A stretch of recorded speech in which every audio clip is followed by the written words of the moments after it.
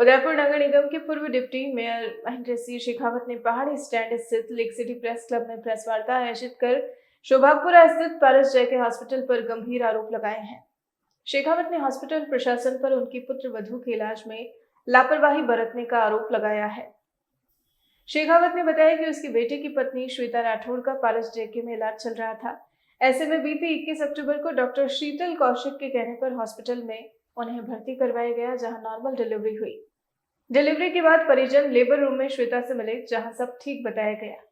इसके बाद चिकित्सकों ने परिजनों को 1:30 बजे बताया कि ब्लीडिंग ज्यादा हो रही है और एनेस्थीसिया देकर मालूम करना होगा।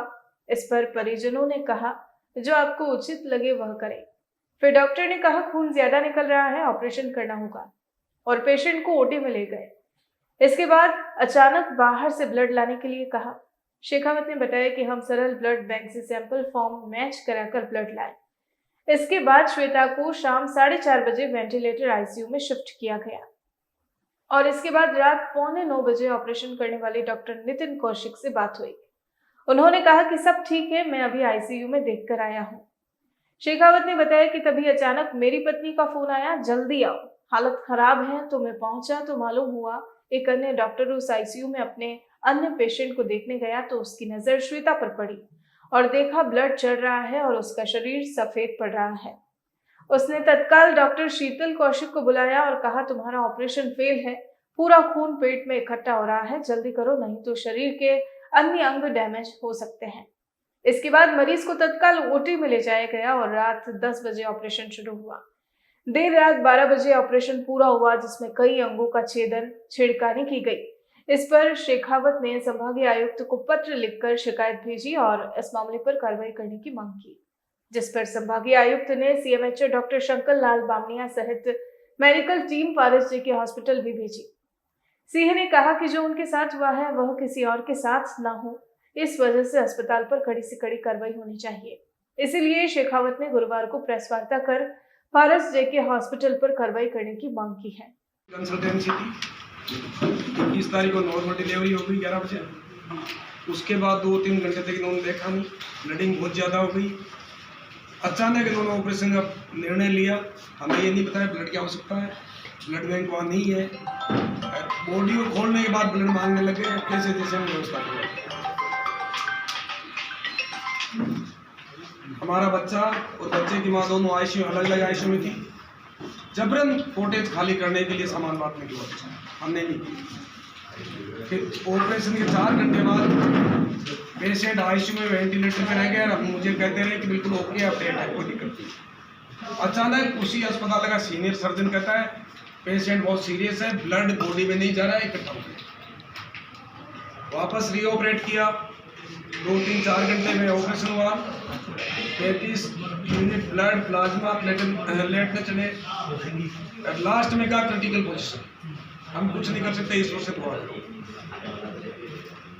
फर्स्ट ऑपरेशन में अगर ये ठीक से कर देते,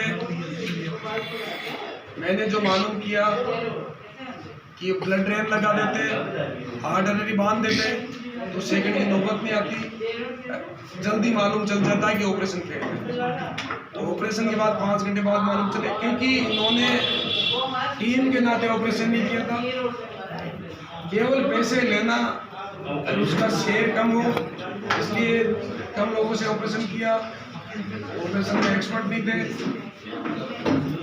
अंदर दवाइयाँ देते हैं, कितनी देते हैं, टेस्ट करवाते हैं, बताते नहीं है, बिल देते नहीं है, बाहर से कोई चाय भी नहीं लाने देते, बाउंसर लगा रखे थे लोगों को डराने धमकाने मारने के लिए।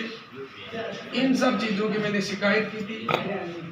हमारे कमिश्नर साहब ने बहुत अच्छा फैसला करके एक टीम बनाई, सीएमएचओ वहाँ गया था, कल हम टीम के साथ गए थे, शहर के प्रमुख लोग।